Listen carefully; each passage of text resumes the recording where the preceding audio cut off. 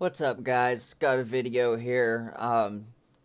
Not that long ago, as you know, Biden did a 60 Minutes interview. During that interview, he said the pandemic is over. All right. As soon as I heard that, my immediate thought was, okay, you should be giving up your emergency granted powers then.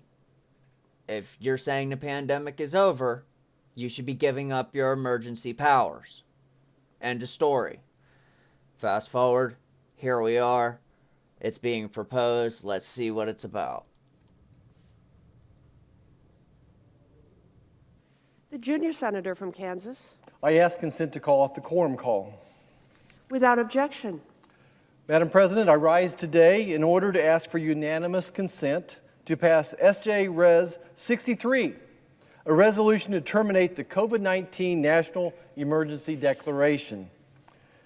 It's been more than 2.5 years since the national emergency concerning the novel coronavirus disease outbreak was declared. And it's been extended now twice already by President Biden since the initial proclamation, most recently in February this year. It is this declaration, coupled with other additional emergency powers currently invoked by the presidents, which this administration is using to supersize government in order to continue their reckless, inflationary spending spree and enact their radical partisan agenda. In fact, the White House uses these emergencies to justify their inflationary, out-of-control spending, their unconstitutional They have. The Biden administration has used their emergency powers to pass so many things that would normally have to be approved by Congress, but because he happens to have these emergency powers, he can just wave his hand and do it. It's one of the reasons why presidents like to be at war, because they get more powers while they're at war.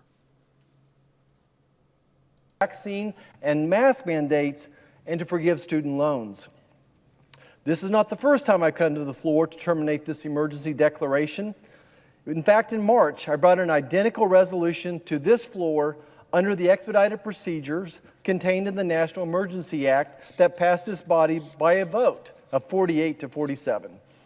At that time, the status of the virus in this nation had greatly improved since the dark early days of the pandemic. Everyone ages 12 and older were eligible for a booster shot if they wanted further inoculation. Now, more than 550 million shots had been administered in the United States, with 215 million people being fully vaccinated. 2 oral antivirals have been made available for certain patients, and monoclonal antibody treatments were available for those at high risk of becoming seriously ill. Fast forward to today, 6 months later, and the status of our immunity and ability to fight the virus in the United States has improved further still. More than 616 million doses have been administered, and 225 million people are fully vaccinated, nearly 70% of the population. If you include natural immunity, immunity gained through natural infection, the CDC stated just last month that approximately 95% of Americans over the age of 16 have some acquired level of immunity. Everyone ages 12 and older can receive Omicron-specific boosters, and we have a growing roster of antiviral drugs and monoclonal antibodies that are helping vulnerable populations avoid life-threatening infections. Now, this is not the time to ignore the individuals still struggling with COVID or those that are tragically dying with the virus, but it does demonstrate that we've made major advancements in our fight against COVID-19 and are in a less dire, more endemic phase. In fact, even as President Biden recently acknowledged during a 60-minute interview that the pandemic is over. Of course, the president's handlers immediately walked back this claim to argue that the pandemic is in fact not over. But why? Why would the federal officials calling the shots in the executive branch not want to declare this pandemic over? Because it's the fear-mongering and the robust authorities provided by the emergency declaration allow this administration to justify infringing upon your rights and validates their continued expansion of And that's exactly it, too. It gives him a bunch of extra powers that he wouldn't normally have. It gives him the power to just spend money like it's theirs, like it's going out of style. It's one of the main drivers of our inflation right now. Them spending and then printing more money. Only the government can cause inflation. It's just that simple. Um, it's funny every time Biden is left on his own talk without, his handlers. He says something and the White House immediately releases a statement saying, no, he didn't mean that. He didn't mean that. I mean, just the other day he was asking for, where a dead woman was. A woman that he himself released a thing saying, what a loss it was and, what a shock it was. And, here a month later he's asking where she's at. But it's just ridiculous. Inflationary government spending and social programs. It was this government-imposed state of emergency that justified their continued lockdowns of small businesses and schools. It was this government-imposed state of emergency that justified their vaccine and mask mandates that continue to this day in too many instances. It was this government-imposed state of emergency that justified President Biden and congressional Democrats' inflationary spending binge, starting with the $1.9 trillion American Rescue Plan last year and their curiously and inappropriately named Inflation Reduction Act this summer. And most recently, it was the National Emergency Declaration that allowed the president to extend the payment pause and cancel up to $10,000 in outstanding federally held student loan balances and $20,000 for Pell Grant recipients. This rallying cry of the far left that the president is pandering to will cost the federal government $420 billion. $420 billion, according to the Congressional Budget Office. The Wall Street Journal called the move, and I quote, an unprecedented act of peacetime fiscal recklessness. Yep. And every American knows. That's the Biden administration trying to buy your vote. That's exactly what that is. The student loan forgiveness is the Biden administration trying to buy your vote. 100%. Every American knows this is inflationary.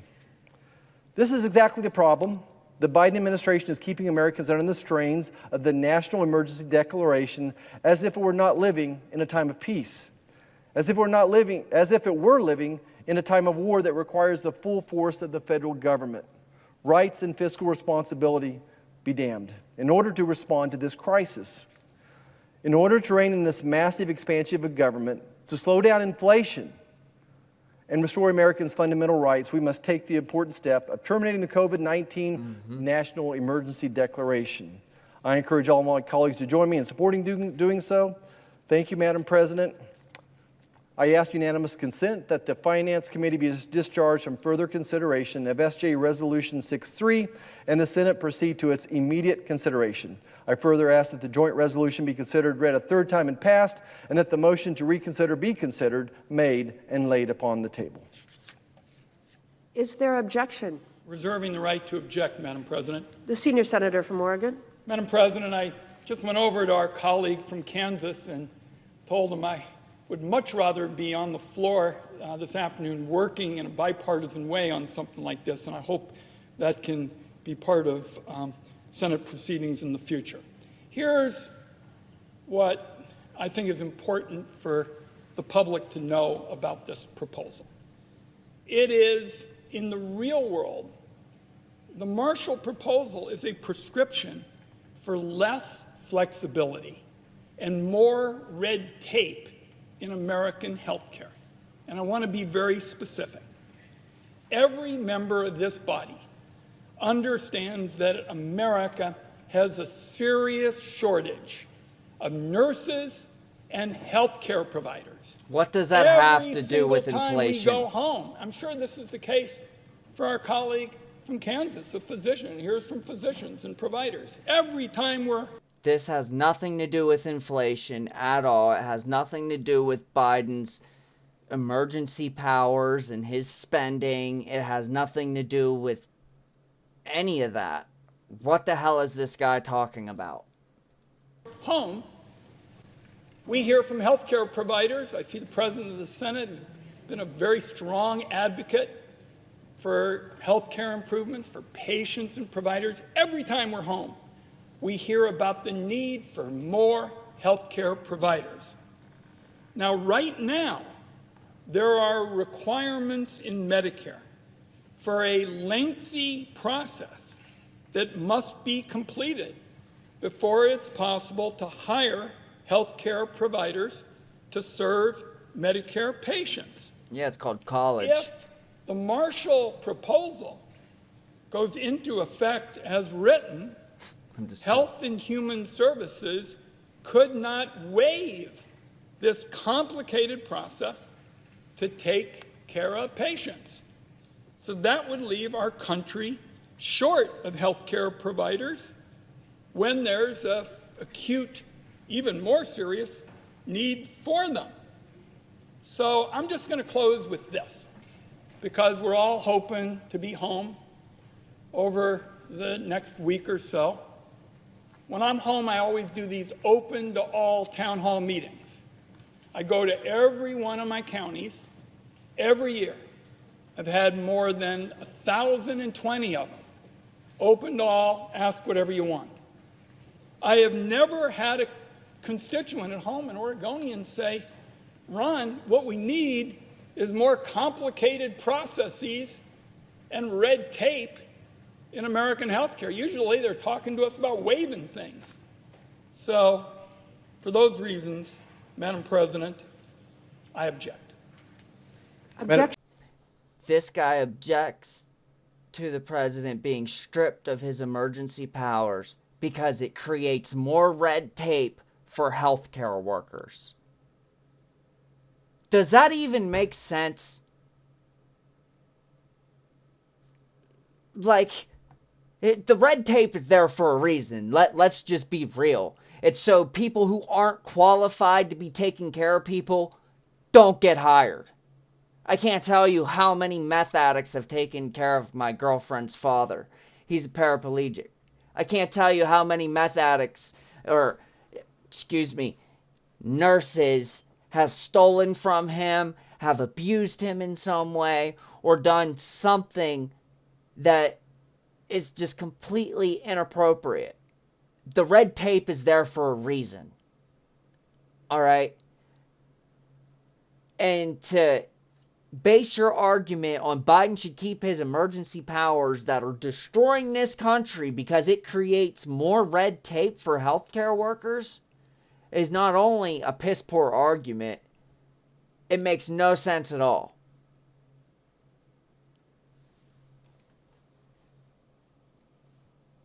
Is heard. Madam Chair, Madam The junior President. senator from Kansas. Yeah. Well, I certainly appreciate the chairman's comments and his sincere commitment. We certainly share some of the same goals. Practicing medicine in rural Kansas for 25 years, we've been faced with physician shortages for decades, for nursing shortages for decades. Mm-hmm. And we both agree that that's a problem. But the difference is I don't think the government is the solution to the problem. I think the government's created the problem. Mm-hmm. That physicians and nurses are so tired of dealing with all the red tape, all the continuing burden. What's funny is with COVID, there's so much more red tape. I don't know what this guy is talking about. I know every time I've had to go to the hospital or go to any kind of anything during this pandemic, I've had to wear a mask, I've had to get my temperature taken, I've had to answer questions, I've had to show my proof that I've had shots, it's so much more red tape. Like, I don't know what, his argument is so preposterous, it's not even funny. Like, it's just so, his argument is just so weak and feeble, it isn't even funny. Like, that was the best he could come up with. Like, and he probably thought was like, oh man, I need to come up with something. And that was the very best. Guess what? The healthcare workers are tired of all this COVID red tape bullshit too. Taking away Biden's emergency powers isn't going to create more red tape. It's going to remove a lot more. And it'll put things back in place that ensure that we get quality healthcare workers over quantity. Burden that the ACA has put on us. I'm so proud of the doctors and nurses. When this country called for them in an emergency, we, including myself, volunteered rushing to the front lines of the emergency rooms to take care of patients. And now this Congress is going to reward them with a pay cut, by the way. But this is not the solution to the doctor shortages or the nurse shortages.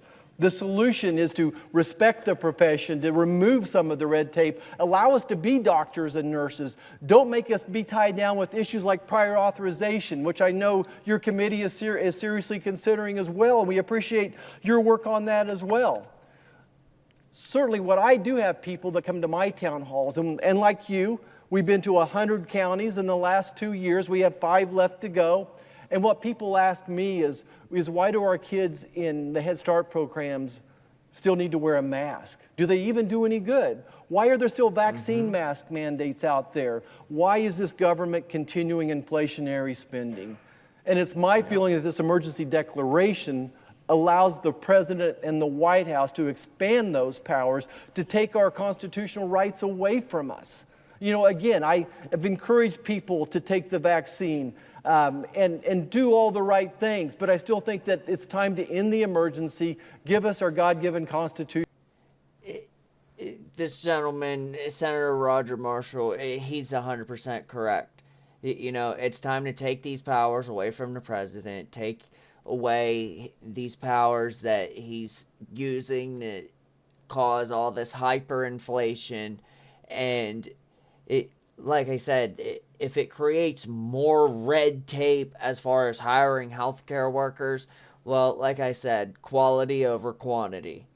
And right now, there's so much red tape that healthcare workers have to deal with all the COVID mandates, that it's way more stressful for them. They're literally being run into the ground and tired out from all these COVID mandates, and then you got them being fired and everything if they refuse to get jabbed.